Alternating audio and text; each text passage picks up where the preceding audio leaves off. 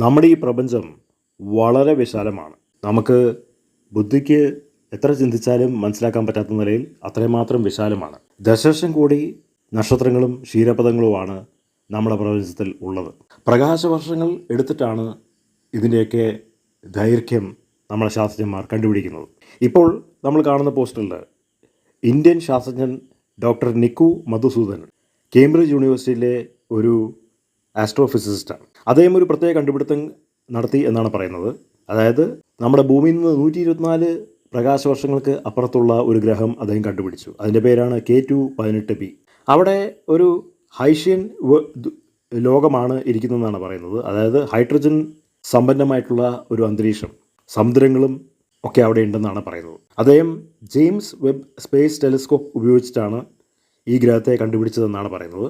അവിടെ പലതരത്തിലുള്ള ജീവജാലങ്ങളുണ്ട് എന്നാണ് അദ്ദേഹം വെളിപ്പെടുത്തുന്നത്. അപ്പോൾ പ്രകാശവർഷം എന്ന് പറയുന്നത് വളരെയധികം ദൈർഘ്യമുള്ള ഒരു വർഷമാണ്. അതായത് പ്രകാശം ഒരു സെക്കൻഡിൽ എത്രമാത്രമാണോ യാത്ര ചെയ്യുന്നത് അതിനെ ക്രമാതീതമായി പാകപ്പെടുത്തിയെടുത്ത് ഒരു വർഷം പ്രകാശം എത്രമാത്രം യാത്ര ചെയ്യും എന്ന് മനസ്സിലാക്കിയിട്ടാണ് പ്രകാശവർഷം കണക്കാക്കുന്നത്. അതായത് ഈ പ്രപഞ്ചത്തിൽ ഏറ്റവും അധികം വേഗത്തിൽ പോകുന്ന കിരണം, രശ്മി, പ്രകാശമാണ് എന്നാണ് ശാസ്ത്രജ്ഞന്മാർ കണ്ടുപിടിച്ചിരിക്കുന്നത്. അതിനുള്ള ഏറ്റവും വലിയ ഉദാഹരണമാണ് ഇടിമിന്നൽ. ആദ്യമേ നമ്മൾ ഇടിമിന്നൽ ശബ്ദം കേൾക്കുന്നതിന് മുമ്പ് വെളിച്ചം കാണും.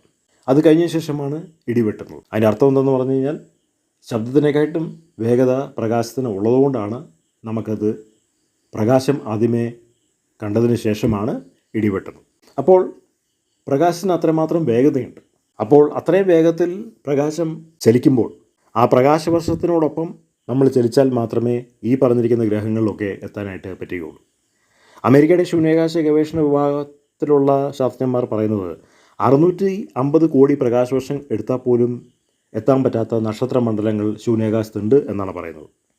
അപ്പോൾ നമ്മുടെ പ്രപഞ്ചം എന്തുമാത്രം വിശാലമാണ് എന്നുള്ളതാണ് നമുക്കതിലൂടെ മനസ്സിലാക്കാനായിട്ട് കഴിയുന്നത്.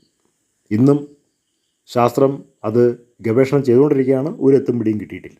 കാരണം തുടക്കവുമില്ല, അവസാനവുമില്ല.